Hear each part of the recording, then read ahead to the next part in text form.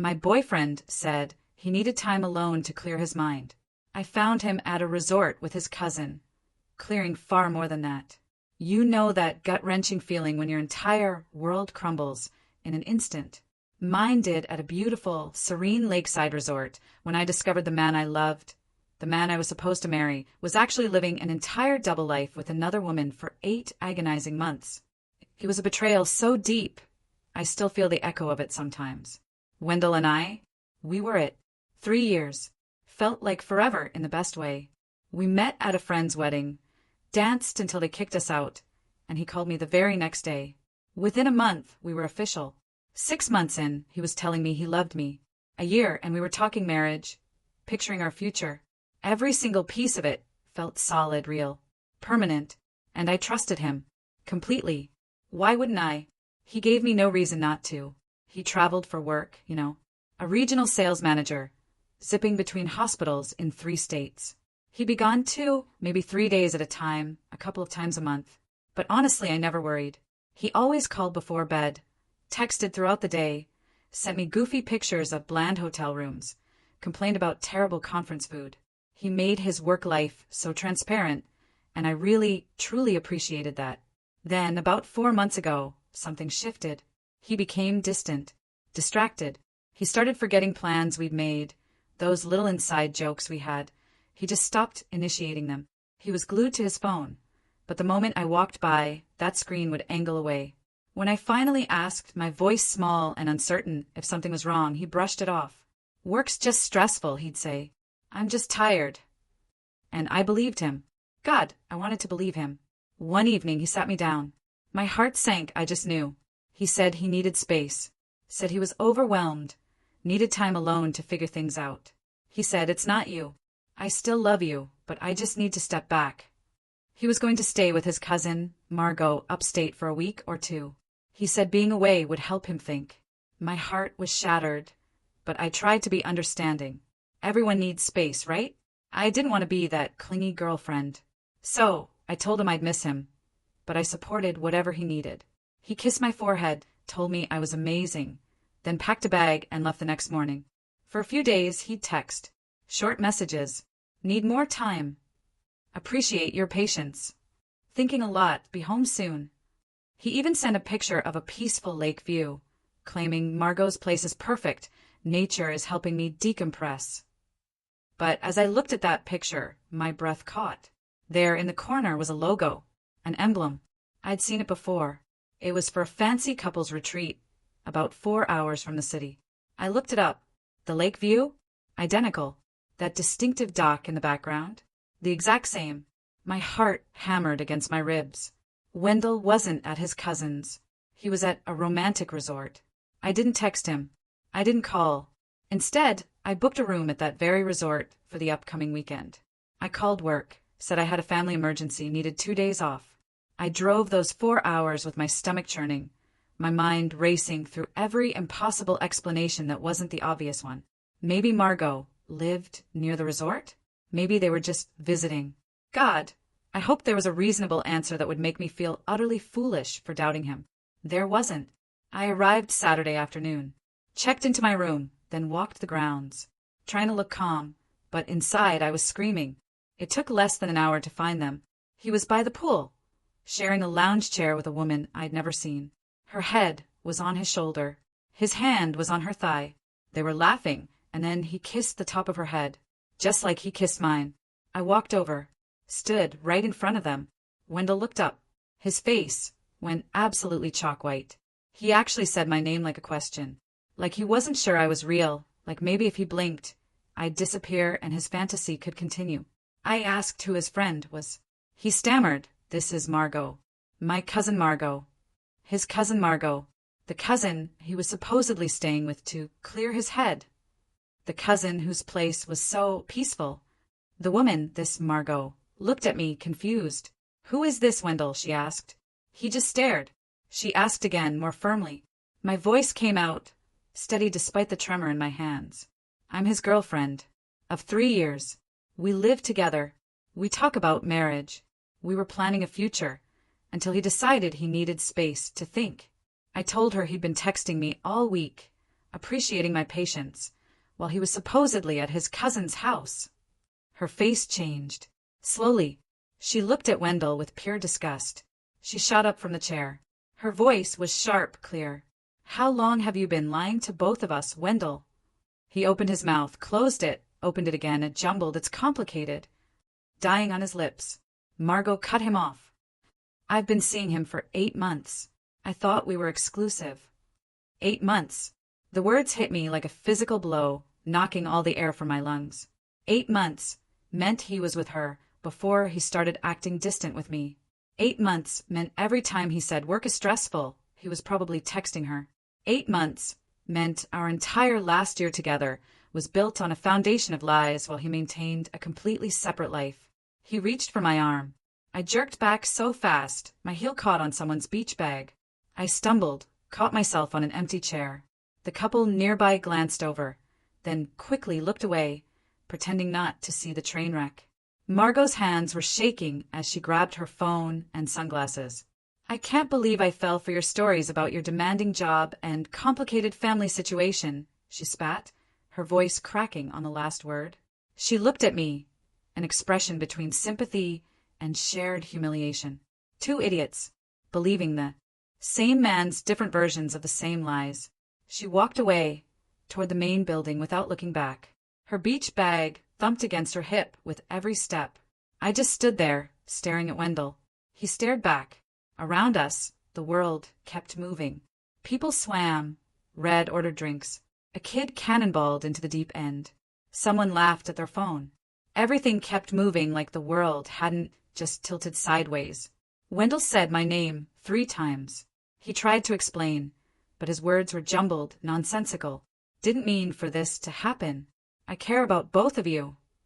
I realized with a sickening clarity that I didn't want to hear whatever explanation he'd built in his head to make himself feel better. Nothing he could say would make 8 months of lying okay. Nothing. I turned, my whole body shaking, but my steps steady, and walked back to the building. Past the tiki bar, the towel station, the cheerful employee asking if I wanted to sign up for sunset yoga. I made it to my room, locked the door. Then I sat on the edge of the bed and stared at the wall. My boyfriend of 3 years, living 2 separate lives, for 8 months, coming home to me, going to work events with her, planning a future with me, building something entirely different with someone else. The air conditioning hummed. Outside, a voice on a phone. My brain kept trying to process it, but the thoughts just slid away. 20 minutes later, a knock. Wendell's voice. "Please let me in. We can talk." He kept saying my name. "I can explain everything." I stayed perfectly still. He knocked 3 more times, then his footsteps faded. I grabbed my phone, opened a travel app, booked a flight for 6 a.m. the next morning. Couldn't stay another night. Couldn't eat breakfast, knowing he might be at the next table.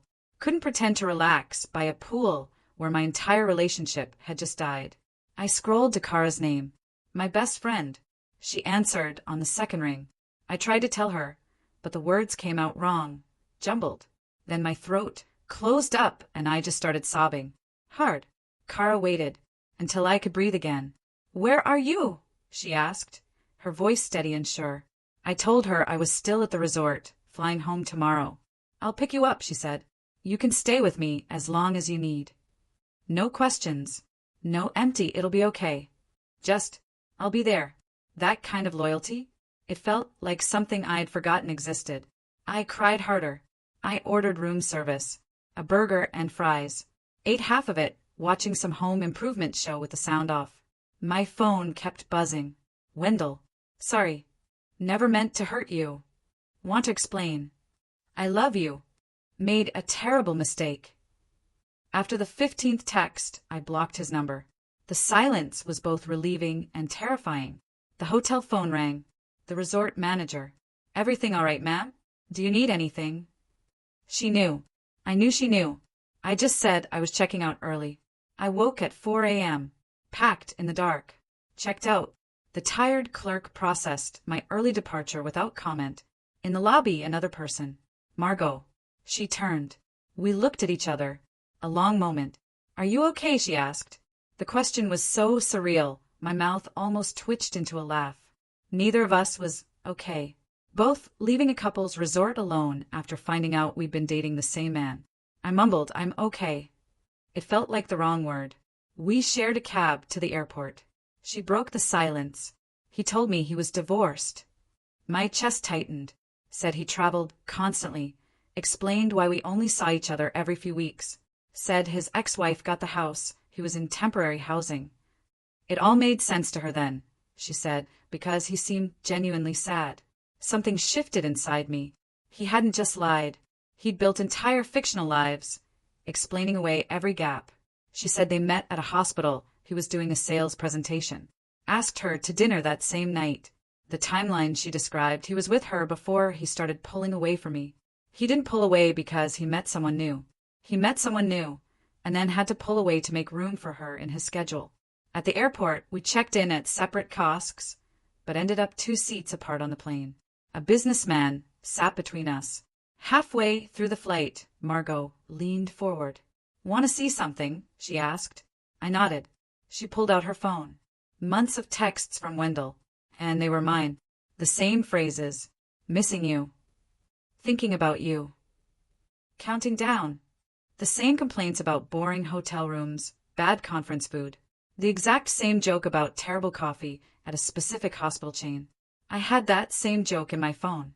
She scrolled further. A photo from a work trip to Philadelphia. I had that same photo. Identical updates from identical fake business trips. The businessman shifted, put on his headphones. I handed her phone back. I felt sick. Not from turbulence. This wasn't a mistake. Not a moment of weakness. Wendell had systematically built 2 separate relationships, using the same script. Calculating every text, every photo, every excuse. Kara was waiting at arrivals with 2 coffees. She hugged me tight. Didn't ask questions as I started crying right there. People walking past, pulling suitcases. She just held me for 20 minutes. Finally, my place or your apartment. I needed some things before Wendell got back. Kara drove me across the city. Walking into our apartment felt wrong. Everything looked the same. The dishes in the sink. His throw blanket on the couch. The photos on the bookshelf. Now they felt like evidence of something I'd imagined, not lived. Kara started pulling clothes from my closet. Toiletries. I pointed. She worked quickly, efficiently. I grabbed my laptop, charger, the book I was reading. My favorite mug. The sweater Wendell always said he liked on me, because I didn't want him to have opinions about my clothes anymore. We were in and out in 30 minutes. Kara didn't comment on how little I'd taken. She set me up in her spare room. That night my phone rang. Siobhan, my sister. Is it true? Kara must have called her. I hadn't told anyone else. I'm going to kill him, Siobhan said, sounding genuinely angry for me. She was coming this weekend with her partner's truck to help me move out properly. You shouldn't have to go back there alone. I told her she didn't have to. I absolutely do. That's what sisters do. After we hung up, I started deleting photos of Wendell and me. Each swipe felt like admitting I'd been stupid. Our anniversary dinner, his arms around me on a beach trip, a random Tuesday selfie where he looked at me like I was the only person that mattered. I deleted 47 photos before my hands shook too hard to hold the phone. The next morning, Wendell's voice through Kara's intercom, asking for me. Kara's voice changed. Cold. Hard. Leave. Or I'm calling the police. He tried to argue. She cut him off. I mean it. Silence. Monday I went to work. Pretended everything was normal. My desk neighbor noticed.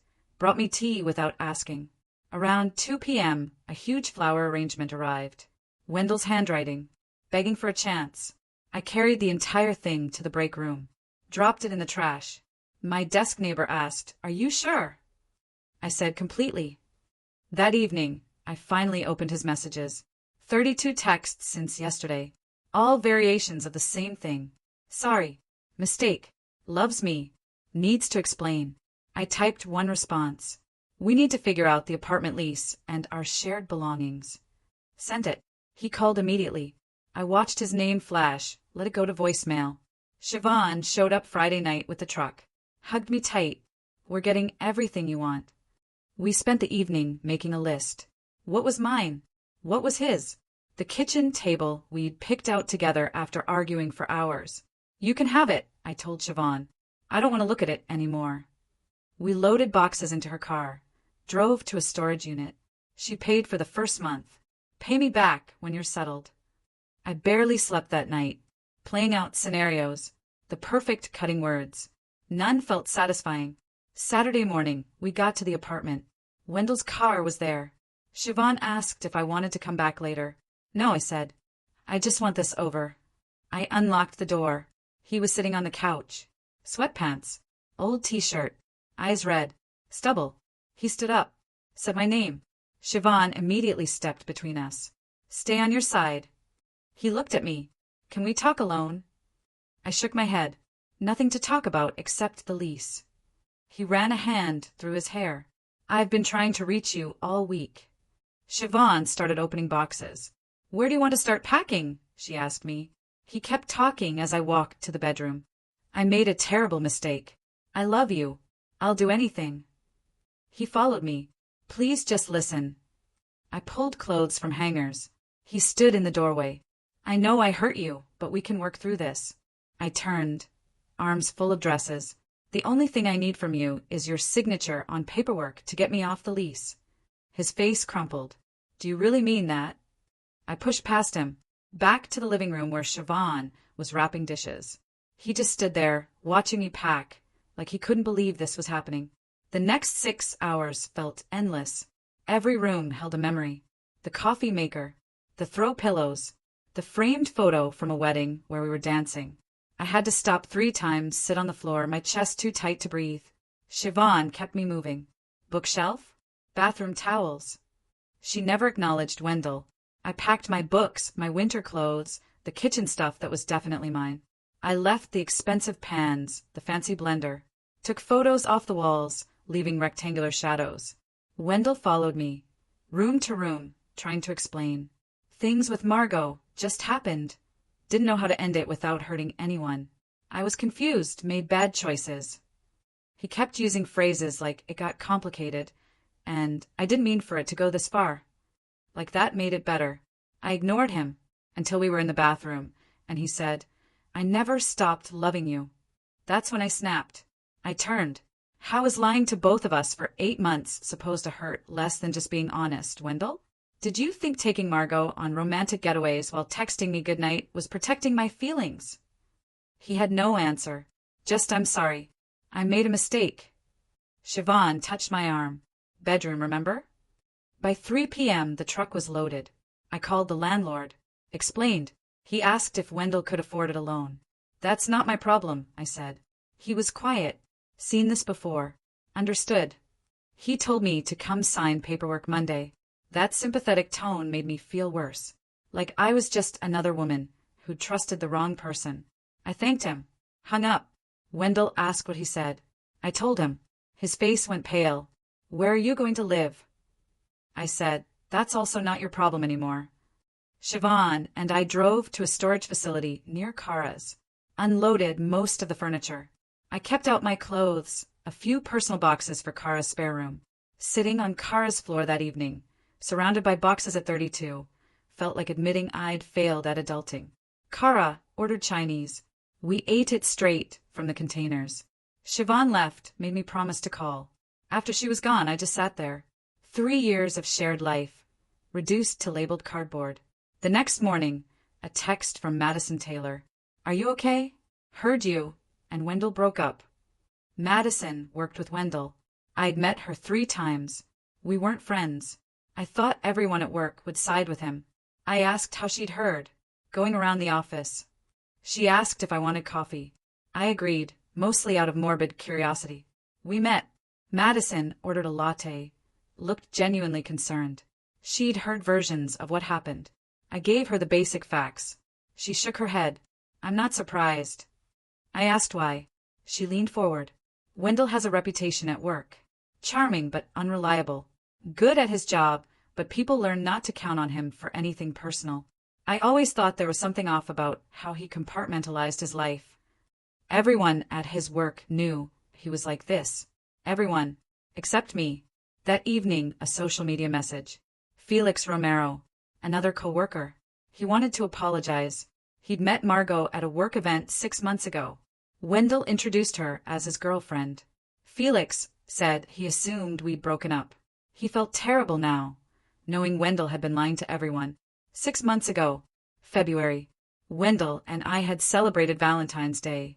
Reservations at our first date restaurant. Earrings I'd wanted. 2 weeks later, he was introducing Margot as his girlfriend. I replayed Felix's message all week. 6 months ago, Wendell was introducing Margot as his girlfriend at work. 6 months ago, I was picking out throw pillows and planning a trip with him to my parents. 6 months ago, he was kissing me goodbye every morning, telling me he loved me, then walking out to build a whole separate life. The math spun in my head until I felt dizzy. I called my doctor's office, asked for a therapist recommendation. Joyce Herman, earliest opening, Tuesday at 4 p.m. I took it, sat at my desk, staring at my computer screen without seeing anything. Kara texted. I told her about the appointment. 3 heart emojis. Proud of you for taking care of yourself. I wanted to say I wasn't taking care of myself, just trying to stop my brain from eating itself alive. Sent a thumbs up instead. Tuesday I left work early. Joyce's office was small, pale blue walls, plants everywhere. She looked maybe 50, gray hair in a bun, glasses on a chain. She shook my hand. What brings you in? I told her the whole story. The resort, the 8 months of lies, moving out, the coworker messages. Joyce listened, took notes. When I finished, she looked at me. The thing you need to understand, she said, is that people who lie like Wendell are skilled at compartmentalizing. They're good at what they do because they've practiced. She said I could spend months replaying every conversation, trying to find the signs. But skilled liars are hard to detect precisely because they are skilled. Beating yourself up for trusting someone who gave you carefully constructed reasons to trust him isn't going to help you heal. Something loosened in my chest. I'd been carrying this heavy weight of feeling stupid, like I should have known, like something was wrong with me. Joyce said we'd work on separating what Wendell did from what I could have reasonably known, rebuilding my ability to trust myself, and eventually other people. I scheduled another appointment, walked out feeling lighter than I had in days. That Friday, an email from Wendell. We need to talk about logistics. Classic Wendell. Making everything sound practical, reasonable. Like we were business partners, not 2 people whose relationship he'd destroyed. He wanted to meet in person to discuss our shared belongings. Said he'd be fair. Understood if I didn't want to see him. Kara came over. I showed her. Only if you're ready, she said. You can handle it through email. I thought about it. I did need to finalize things. My clothes, books, kitchen stuff. I couldn't just leave it all behind because facing him was hard. I wrote back. Agreed to meet at a coffee shop downtown. Neutral territory. Sunday morning, my stomach was a knot. Kara offered to come. I need to do this alone, I said. I spent an hour getting ready, then 30 minutes in my car, building up the nerve. Walked in. He was there. Corner table. He looked awful. Messy hair.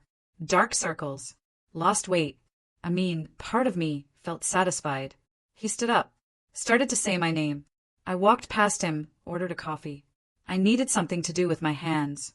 When I sat across from him, he tried to apologize. I cut him off.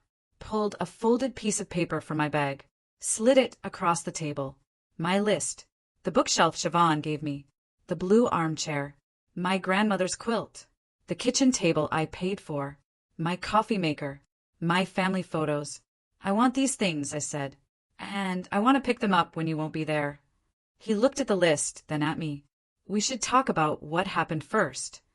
My voice was flat. There's nothing to talk about that will change anything. You lied to me for 8 months. Built a separate life with another woman. Introduced her to your coworkers as your girlfriend while I was planning a future. What is there to say? He leaned back, rubbed his face. Said he messed up badly. Said he started seeing Margot because things with us had gotten routine. He felt like we were going through the motions. My chest felt cold. Wendell, that's what adult relationships are. They get routine. You build a life. It becomes familiar, comfortable. Yes, sometimes boring. I told him, if you were unhappy, you should have talked to me. Broken up with me. What you couldn't do was lie to both of us for 8 months. playing house with 2 different women. He looked down at his coffee. I know that now. I was selfish. Cowardly. Said he'd hurt both of us. If I could go back. You can't go back, I cut him off. All you can do now is let me take my things and move on with whatever version of your life you're building. We spent 30 minutes on practical details. He said I could take whatever I wanted. He'd buy me out of anything we purchased together. He'd already talked to the landlord about taking over the lease. Surreal. For weeks ago, engagement rings. Now, dividing kitchen appliances. I told him I'd come Thursday evening with Kara and Siobhan. He'd make sure he wasn't there. Leave his key. We finished our coffees in silence. I stood. He stood. I really am sorry, he said. I looked at him. Felt nothing.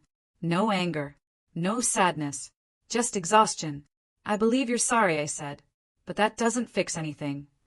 Then I walked out. I found a small 1-bedroom apartment in an older building. Hardwood floors. Big windows. Tiny kitchen. Bathroom needed updating. But it was mine. Just mine. Signed the lease. Got the keys. Moving in next weekend. Kara and Siobhan took Saturday off to help. Thursday evening, we went to the old apartment. Building manager handed me Wendell's key. Knew what was going on. Walking in felt like stepping into someone else's life. Everything the same, but meant something completely different. 2 years. Thought I was building something permanent. Now just collecting my things. We worked quickly. Siobhan took apart the bookshelf. Kara packed clothes. I grabbed my blue armchair, my grandmother's quilt, my family photos. I left anything that felt too connected to Wendell. The coffee table, the dishes, the throw blankets. I didn't want any of it. By 7 p.m., everything was loaded. I left Wendell's key on the kitchen counter. Walked out. Didn't look back. Saturday morning, Kara and Siobhan showed up at my new place with coffee and pastries. We spent the day moving furniture. By evening, bookshelf up, clothes put away, kitchen organized. Pizza on the floor. Siobhan started making fun of Wendell's terrible taste in music. Kara joined in. I found myself laughing. Real laughter. From my stomach. Made my sides hurt. They stayed until midnight hanging pictures. After they left, I sat on my new green couch. My space. Empty. Quiet. But mine. No compromises. No shared decisions. Just my stuff my way. Powerful. A few days later in the grocery store. Margot. Do you live around here now? Just moved in. She lived 2 blocks away. Awkward silence. How are you doing? Managing. She'd ended things with Wendell immediately. Also seeing a therapist. Finding out he'd lied for 8 months. Messed with her head. I understood.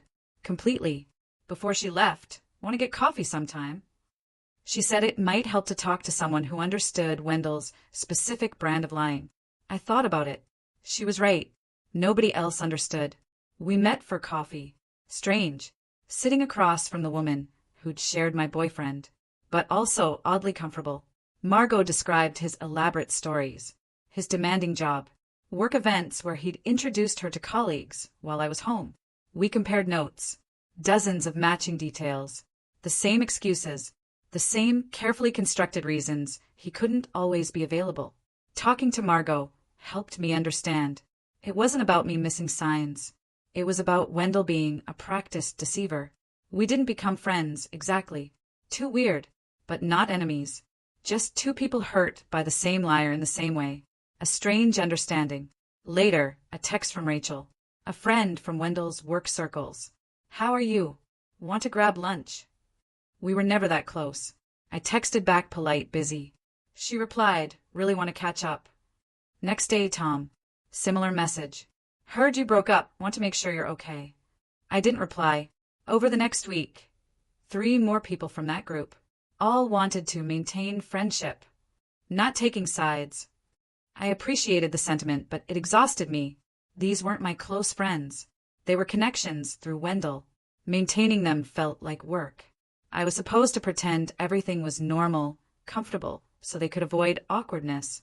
Show up at events, act fine, while they carefully avoided or inevitably mentioned Wendell.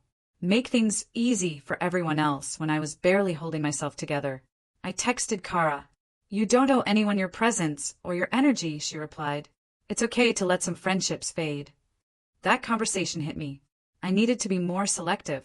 I went through my social media, unfollowed Rachel, Tom, the others, removed people who liked Wendell's posts while offering vague support to me. Each click felt a little painful, shrinking my circle, but it also felt clarifying. I saw who truly cared. Rachel texted again. Are you mad? Not mad, I replied, but I need space to focus on healing. Left it on read. Tom called. Intrusive. Voicemail. Deleted it. Kara said I was doing the right thing, protecting my peace. People who genuinely care will respect your boundaries. 2 months after the resort, I woke up, made coffee, checked email, started getting ready, and realized I hadn't thought about him. Not once. Such a small thing, but it felt significant. I mentioned it to Joyce. She smiled. Real progress. Healing isn't linear, she said. I'd still have bad days, but good days were important. I still thought about him a lot, but less. Some days obsessed, others barely. Normal, she said. My brain was processing trauma. It took time. Good days would gradually outnumber bad. I left feeling lighter. I still had moments. A couple holding hands. A sharp pain. A song we liked. I'd change it immediately, but there were moments of genuine peace. Feeling okay alone. The next weekend, Kara wanted to set me up. Just coffee. Nothing serious. Just getting back out there. I said no. She pushed. I eventually agreed. Just to shut her up. Brian. From Kara's office. He showed up on time. Looked like his photos. Already a win. We ordered coffee. He talked about his job. My mind wandered. He laughed. Like Wendell. He liked hiking. Wendell used to say that too, but never did it. He asked about my work. I gave vague answers, comparing everything he said to Wendell. Halfway through I realized I was a terrible date, not present, using him as a mirror for my ex. After an hour, I told him I had to go. Texted Kara, not ready to date. She understood. I spent the rest of the day frustrated with myself. On what would have been our 3-year anniversary, Wendell sent an email. My stomach dropped. I'd blocked his number, not his email. Subject: please read this. Almost deleted it. Curiosity 1. It was long. 1,000 words. He knew I probably didn't want to hear, but he needed to explain. Been thinking about why he made those choices. Meeting Margot felt exciting and new, scared him. Our relationship became comfortable and predictable. He panicked about settling down. Not an excuse. But he wanted me to understand his thought process. Never meant to hurt me. Regretted everything. Missed me. Wished he could take it back. Understood if I never forgave him. Hoped we could talk. Still loved me. Probably always would. I read the whole thing. Felt absolutely nothing. No anger. No sadness. No urge to respond. Like reading an email from a stranger about someone else's relationship. I hit delete. Later I realized the lack of emotional response. It was a good sign. 2 months ago, that email would have destroyed me. Now, it was just words on a screen from someone who didn't matter. The next weekend, I went furniture shopping. My apartment still had the basics from the old place, but I wanted it to feel like mine. Everything I picked with Wendell had been a compromise. Leather or fabric, modern or warm. We ended up with stuff neither of us loved. Now I could choose exactly what I wanted. I found a deep green velvet couch. Wendell would have hated it. Too bold. Too feminine. Too impractical. I bought it. A wooden coffee table. Colorful throw pillows. Delivery came. I spent an entire evening arranging everything. Moved the couch 4 times. Hung pictures without asking anyone's opinion. Books on shelves in my order. When I was done, I sat on my new green couch. Looked around. Strange not having to consider someone else's preferences. But powerful. This was my home. I got to decide everything. Madison texted. Out of nowhere. Happy hour with people from Wendell's old company. I was surprised she was still reaching out. Said she understood if I didn't come. But Felix would be there, asking about me. I thought about saying no. Then I got annoyed. Why let Wendell take my entire social circle? These people knew me before. Some were actually friends. I texted back. 1 drink. The happy hour. Downtown bar. I almost backed out 3 times. Madison waved me over. Felix gave me an awkward hug. Glad I came. Apologized in person. Introduced his wife, Amy. She said she'd heard nice things. The conversation flowed easier than expected. People asked about my new apartment, my job. Carefully avoided Wendell. After an hour, Felix brought him up. Felt terrible about meeting Margot. Thought we broke up. Madison chimed in. Wendell left the company. Couldn't handle the awkwardness. Someone else mentioned he was already dating someone new. A brief flash of anger. It passed quickly. I stayed for another hour. Talking. Laughing. With people who felt safe. When I left, I realized I'd had a genuinely good time. Wendell didn't get to take everything from me. 3 months after the breakup. Sunday morning. Coffee. Reading. Sun through the windows. Quiet. Peaceful. I realized I was genuinely happy. Not just okay. Not just managing. Content. My apartment was mine. Decorated my way. A routine that worked. Friends when I wanted them. Home when I didn't. Not waiting for anyone. Not adjusting my schedule. Just living my life. On my own terms. It felt strange to recognize happiness after months of feeling broken. But there it was. Solid. Real. I texted Siobhan. She called immediately. Proud of you. Said watching me walk away with my dignity intact was inspiring. So many people would have tried to fix things. But I knew my worth. That conversation made me cry. In a good way. I was rebuilding a life that didn't revolve around someone else. It felt right. I signed up for a pottery class. Saturday mornings. My hands were covered in dried clay by the end of the first class. Produced nothing usable. But I went back. Slowly got better. My creations still terrible, but they were something. Kara came over for dinner. Mentioned Madison. Said Wendell was dating someone new. She said it carefully, worried about my reaction. A sharp feeling in my chest. Anger? Hurt? Surprise at how quickly he moved on. But then, I kept eating my pad thai, and realized I genuinely didn't care what Wendell was doing with his life anymore. I told Kara. She looked relieved. The mental space Wendell used to take up in my brain, it was shrinking every week. I went out with coworkers. A new Italian restaurant. Laughed about our boss. Glanced toward the front. Wendell. Walking in with a woman I didn't recognize. My heart started racing. Even though I didn't want it to. He was holding her hand. Smiling. They sat across the room. I forced myself to turn back. Focused on listening.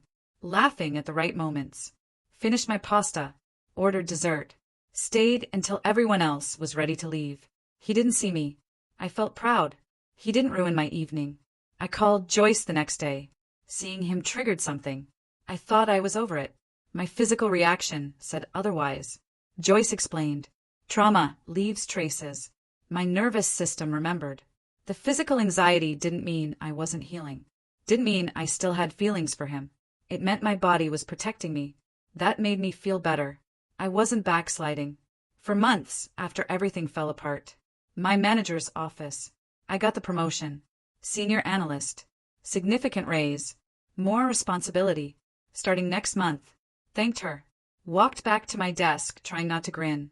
Called Kara and Siobhan. Kara screamed. Siobhan wasn't surprised. We made plans to celebrate. That evening I felt genuinely proud. Wendell had nothing to do with this. He hadn't supported me. This success belonged only to me. Significant. A guy from pottery class asked me out for coffee. Alvin. Terrible at pottery, too. We talked for 2 hours. Funny. Easy to talk to. Didn't remind me of Wendell at all. He asked me to dinner. I said yes. Nervous about dating, but open to possibilities. It felt like progress. My phone buzzed. Margot. Hadn't heard from her in a month. She got engaged. To someone she'd been seeing for 2 months. Sent a photo of her ring. Really happy. I texted congratulations. Genuinely happy for her. 2 months was fast. Kept that to myself. Appreciated that she told me. Our shared experience with Wendell connected us in a strange way. One morning getting ready for work, I realized I hadn't checked Wendell's social media in weeks. Used to obsessively check. Now, I genuinely didn't know or care. The mental space he used to occupy was filled with my goals, my interests, my future. Pottery class. Third date with Alvin. New project at work. Wendell had become irrelevant. Powerful. Siobhan called. Just to check in. I realized I actually was okay. Not perfectly healed. Still trust issues to work through with Joyce. But I was building a life I was genuinely proud of. My own apartment. Friends who showed up. A job where I was advancing. Trying new things. Going on dates. Siobhan said she was proud of me. Meant more than she knew. I was rebuilding a life that didn't revolve around someone else. It felt right. 6 months after finding Wendell at that resort. Saturday morning. Coffee. Sunlight. Peaceful. My laptop open. Looking at flights for a solo trip. The coast. A week reading on the beach. Not thinking about anything stressful. I was someone who could travel alone now. Enjoy my own company. I wasn't the same person I was before. That version of me. Trusted too easily. Ignored red flags. Made herself small to keep someone else comfortable. This version knew her worth. Wouldn't settle for less. The betrayal had broken something in me. But I'd rebuilt myself. Into someone stronger. I finished my coffee. Booked a flight for next month. My new life was just beginning. So what about you? Have you ever had to pick up the pieces after a betrayal that shattered your world? What did you do to rebuild? Or maybe you've been that friend, the Kara or Siobhan, who just showed up and helped without asking too many questions. Share your stories in the comments below. I'd really love to hear them.